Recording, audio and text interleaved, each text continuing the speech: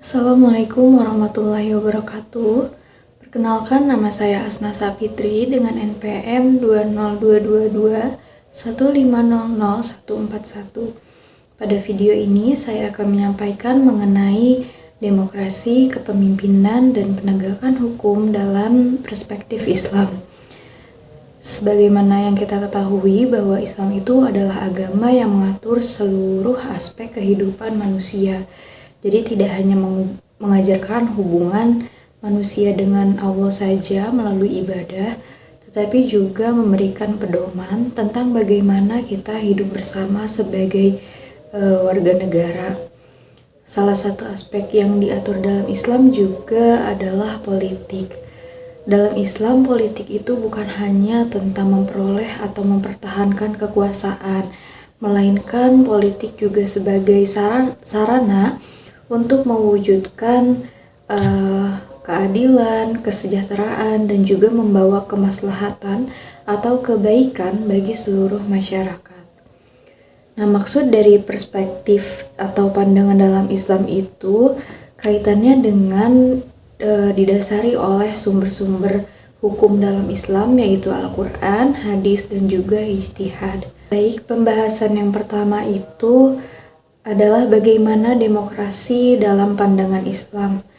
Pengertian dari demokrasi, secara bahasa, demokrasi itu berasal dari bahasa Yunani. Demokrasi itu gabungan dari dua kata, yaitu demos dan kratos, yang berarti kekuasaan oleh rakyat. Jadi demokrasi itu merupakan sistem politik yang memberikan hak yang sama kepada setiap orang dalam kehidupan bernegara. Dalam demokrasi itu, rakyat memegang kekuasaan tertinggi. Rakyat dapat menggunakan haknya secara langsung atau melalui wakil-wakil yang dipilih dalam pemilihan umum yang bebas. Dengan cara ini, masyarakat juga dapat mengawasi jalannya pemerintahan agar tetap sesuai dengan kepentingan rakyat. Dalam perspektif atau pandangan Islam mengenai demokrasi, terdapat beberapa pendapat yang berbeda dari para ulama. Ada yang menolak dengan tegas, ada juga yang masih terbuka terhadap demokrasi, jadi tidak menolak sepenuhnya, namun juga tidak menerima sepenuhnya. Ulama atau tokoh yang menolak demokrasi itu salah satunya adalah Al-Maududi.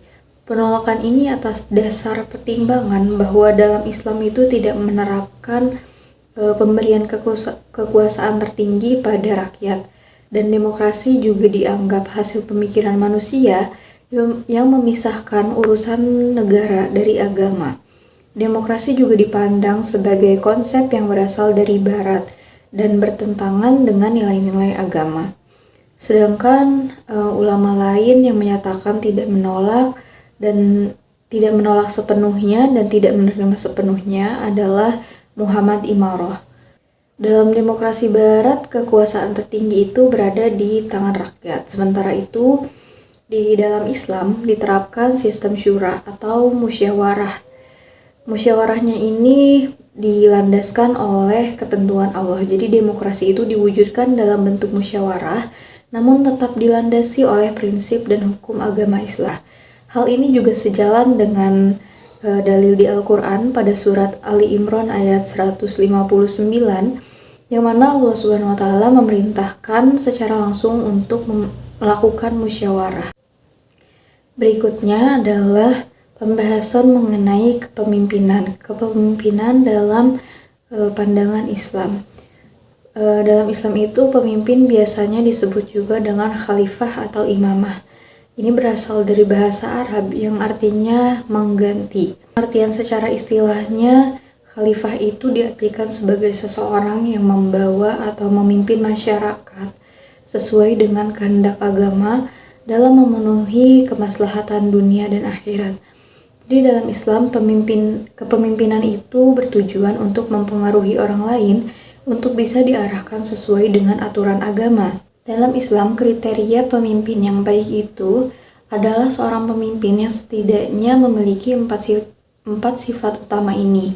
Yang pertama, sifat sidik. Sidik itu artinya jujur, yaitu selalu berkata atau bertindak jujur sehingga dapat dipercaya. Yang kedua adalah tabligh. Tabligh itu artinya mampu untuk menyampaikan, yaitu mampu berkomunikasi dengan baik, memberikan arahan, dan juga menjalin kerjasama dengan orang lain. Yang ketiga, amanah atau bertanggung jawab, yaitu menjalankan tugas dan kewajibannya dengan penuh tanggung jawab. Yang keempat adalah fatonah, yang artinya cerdas, yaitu mampu berpikir bijaksana dalam menyusun visi, misi, strategi, serta mengambil keputusan yang tepat. Selain itu, menurut Dr. Hisham Yahya Al-Talib tahun 1991, ada 4 ciri penting kepemimpinan dalam Islam. Yang pertama itu setia kepada Allah. Seorang pemimpin dan orang yang dipimpinnya sama-sama bertegang teguh pada ajaran Allah dalam setiap tindakan. Yang kedua, memiliki tujuan yang sesuai dengan nilai-nilai Islam. Yang ketiga, berpegang pada syariat dan akhlak Islam. Yang keempat, menganggap kepemimpinan sebagai suatu amanah. Dalam hal ini berarti seorang pemimpin itu harus menyadari bahwa jabatan adalah titipan dari Allah yang harus dijalankan dengan penuh tanggung jawab. Karena itu ia harus berlaku adil, menjaga kepercayaan, dan juga memberikan pelayanan terbaik kepada orang-orang yang dipimpinnya. Selanjutnya, pembahasan yang terakhir yaitu penegakan hukum dalam perspektif Islam. Jadi penegakan hukum adalah proses mewujudkan nilai-nilai hukum seperti keadilan dan kebenaran menjadi kenyataan dalam kehidupan masyarakat.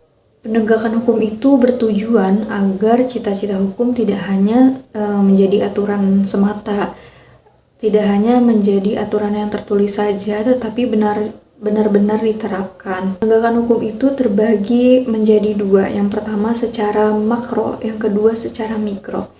Yang pertama secara makro itu yaitu penerapan hukum dalam seluruh aspek kehidupan bermasyarakat, berbangsa dan bernegara, baik dalam bidang pidana maupun di luar pidana. Sedangkan secara mikronya itu merupakan proses penegakan hukum di lembaga peradilan, mulai dari penyidikan, penuntutan, persidangan, hingga pelaksanaan putusan yang telah berketentuan hukum tetap. Dalam Islam itu, penegakan hukum bukan hanya tugas aparat penegak hukum, melainkan juga sebagai tanggung jawab seluruh umat atau rakyat. Hal ini sesuai dengan firman Allah dalam Quran Surah Al-Maidah ayat 8 yang memerintahkan setiap orang beriman untuk menegakkan keadilan, berlaku adil kepada siapapun, dan tidak membiarkan kebencian mendorong kepada ketidakadilan. Baik, demikianlah penjelasan mengenai demokrasi, kepemimpinan, dan juga penegakan hukum dalam perspektif Islam. Sebagai penutup dari video ini, saya akan menyampaikan simpulannya terlebih dahulu. Simpulannya yaitu, jadi demokrasi, kepemimpinan, dan penegakan hukum dalam perspektif Islam itu berlandaskan pada Al-Quran, hadis, dan ijtihad. Ketiganya bertujuan untuk mewujudkan keadilan, kemaslahatan, dan kesejahteraan masyarakat sesuai dengan ajaran Islam. Demokrasi diwujudkan melalui musyawarah, kepemimpinan dipandang sebagai amanah yang harus dijalankan dengan adil dan bertanggung jawab, dan juga penegakan hukum bertujuan menegakkan keadilan tanpa membeda-bedakan. Dengan demikian, seluruh aspek tersebut saling berkaitan dalam menciptakan kehidupan bermasyarakat yang tertib, adil, dan sesuai dengan nilai-nilai Islam. Baik, sekian yang dapat saya sampaikan.